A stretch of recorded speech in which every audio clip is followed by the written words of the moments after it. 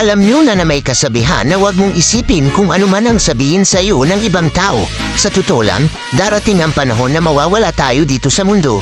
At kahit wala ka na patuloy pera ng takbo ng buhay, nakakalungkot lang dito nakakalimutan ka ng mga taong kakilala mo, kaibigan mo, kung sino-sino dati.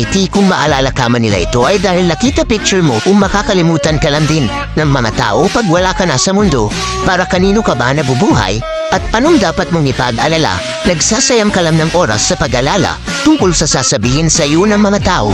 Pero sa totoo lang hindi ka naman talaga nila iniisip, kaya huwag kang mag-alala sa sasabihin sa iyo ng iba, huwag kang mag-alala kung anong gusto nilang ipagawa sa iyo. Sabi na sa isang kasabihan, takimin mo ang puso mo at gawin mo kung anong nais mo at gusto ng puso mo.